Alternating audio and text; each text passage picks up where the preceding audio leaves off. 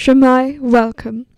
The Welsh language is spoken by the Welsh in the country of Wales, or as the Welsh say it, Cymru.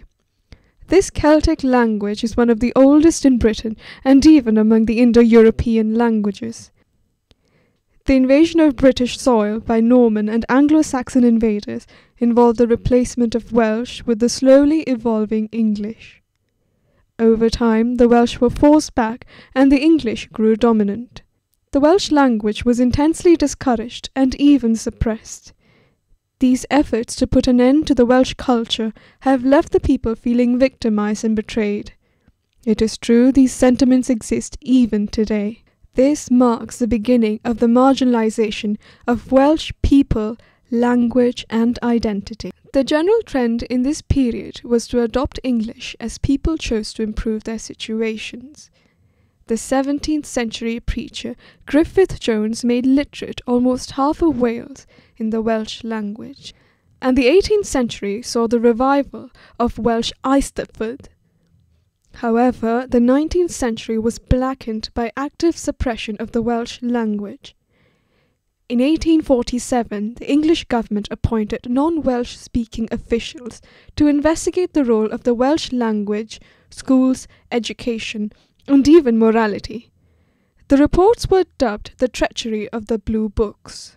Soon English came to be the preferred medium of education, even by the Welsh intelligentsia. A 19th century Welsh practice was to humiliate students who spoke Welsh by hanging a dreaded Welsh knot board around their necks. This board was passed on to the next student who slipped Welsh words until at the end of the day the last student received lashings. Nonconformist churches, however, have been resolute in maintaining the sanctity of the Welsh language at all times. Presumably, there have been tensions between the Welsh upper class and the nationalist Welsh. Additionally, the 19th and 20th centuries show economic advancement in Wales with the arrival of coal extraction. English migration meant the dilution of Welsh culture. Bilingualism prevailed, except in rural communities and in nonconformist churches, which saw the need to hold ground. The number of Welsh speakers today are in decline. By contrast to the earlier centuries, the 20th century was characterized by great political upheaval and active protest against the English. Indeed, the Welsh became divided amongst themselves, Welsh speakers against non-Welsh speaking resident Welsh. Saunders Lewis emerged around as the greatest modern-day Welsh hero. He mobilized Welsh sentiment and called them to overthrow feelings of shame and conquest. His prime focus was on reclaiming the language. The incident of Tiny Line, 1936, a protest by the Welsh people, and the English judge's scornful treatment of Welsh language angered the Welsh. It is said the Welsh were shocked into retaliation after long last. The famous Welsh radio show by Saunders Lewis, in English called The Fate of the Language, produced many effects. Plaid Cymru's first aim was to produce a Welsh-speaking country for Welshmen. The Welsh Language Society, founded in 1962, was also actively promoting and protesting. It was the official body for the protection of the Welsh language. Subsequent Welsh language acts were met with mixed reactions. Some approved, others felt they weren't enough. The British government too have reacted in their defence.